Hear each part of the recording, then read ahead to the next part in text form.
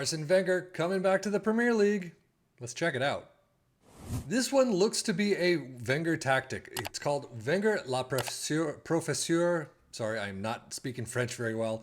But the only thing in it, it has an image of him besides the name itself, or a cartoon image of him. There's no description, no anything else. So I don't know. I assume this is based off of Wenger's tactics, or at least some of the later year tactics. I don't know. But if for those who are Wenger aficionados, please let me know in the comments below what you think of this tactic. Is it anywhere near what Wenger would use in his time, at Arsenal, all that? But we're going to test it out with our three teams of Liverpool and Aston Villa in the Premier League and our championship side of Ipswich Town, as always. So with that said, let's just dive in and see how our Premier League teams did. Well, looking at the Premier League table, I cannot say it did great jobs for our two teams, but Aston Villa actually pipping Liverpool to the fourth place spot at least, only by a single point. But Aston Villa in fourth, getting Champions League, 70 points, 72 goals. It's not bad. It's a little lower for them.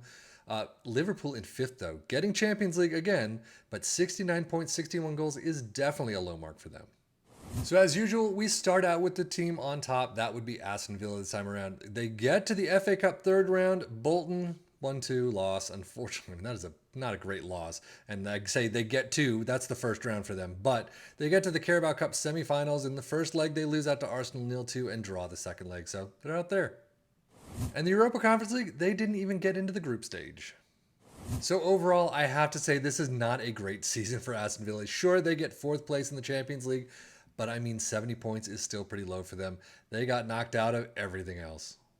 Squad-wise, you've got 17 goals as top for Moussa Diaby, 12 for Ramsey, and that's only the ones in the double digits. McGinn with 13 assists, 10 for Diaby, again, the only ones in double digits.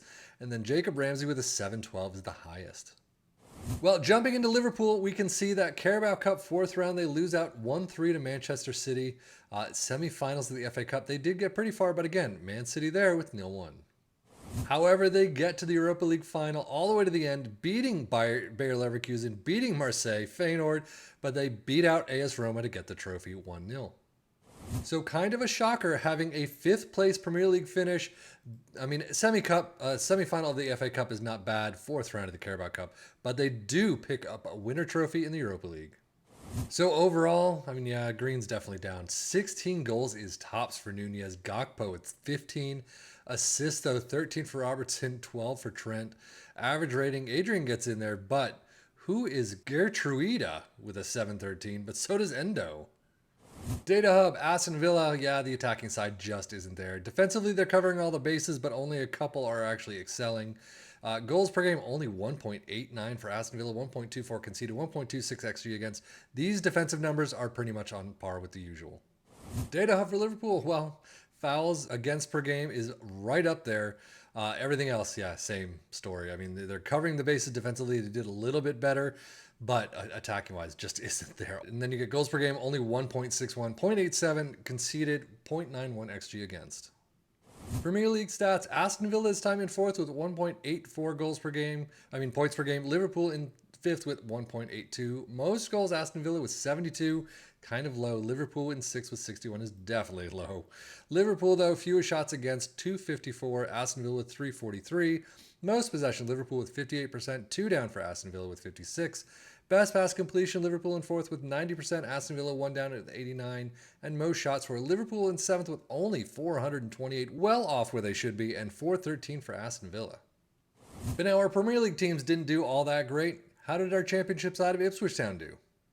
Actually not bad, 99 points. It is below their usual 100 plus. 99 goals, though, is not bad. They get tops of the league, they get promoted. Domestically, though, not that great. Crystal Palace out in the Carabao Cup second round 1-2 and out in the FA Cup third round against Burnley. So overall, it's the championship. That's where everything is. The domestic cup's not great, but first place, you get promoted handily. You don't need the playoffs. That's well done, at least.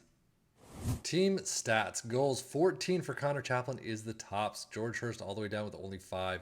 Assists, 20 for Leif Davis, so at least he gets a good number. 707 for Leif Davis as well. Championship stats, 2.15 points per game. Most goals in first with 99. Still, you want to break that 100 mark. But fewest shots against, Ipswich in third with 351. Most possession in third with 58%. And then best pass completion in fourth with 90%.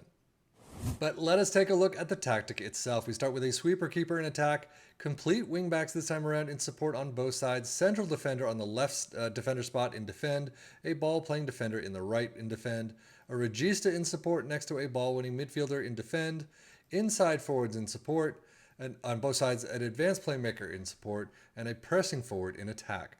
Positive mentality, in possession, attacking with his fairly wide, approach plays pass into space, play out of defense, passing directness is much shorter, tempo is slightly lower, whip crosses, work the ball in the box, play for set pieces and be more expressive. In transition, counter press, counter, distribute to the center backs, and then out of possession, a high press line of engagement, a higher defensive line, trigger press much more often, prevent your goalkeeper distribution, and step up more. So overall, how did it do for our three teams? Well, I mean, Ipswich Town doing a fantastic job. They're getting back to the Premier League. They're tops of the charts here. So they definitely did a good job here. They're definitely down in points and down in goals from where they usually are. They're at least well over 100. But in this save, they did fairly well. And if we look at Aston Villa and Liverpool, yeah, that didn't work all that well for them. Now, again, Liverpool is an attacking squad. You have one attacking player in this entire tactic. Sure, it's positive mentality, but you've got one attacking player. Everyone else is a support role. You kind of need, to me, you would need a bit more of an attacking side for a Liverpool squad or a Man City squad, something like that. Aston Villa, they did okay. They've got some good attacking players. They've done some very good jobs in a lot of the tactics that we've done. This time around, a little bit below average. So take that for what it's worth. Grab some pieces you like. Utilize some other pieces from other tactics that you like.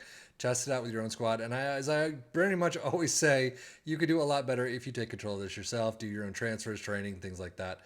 But in this save, it just didn't work for at least the Premier League teams as well as we'd hoped. But that's it for me, Savvy FM, for the Football Manager blog channel, saying thank you as always for watching. Take care and enjoy.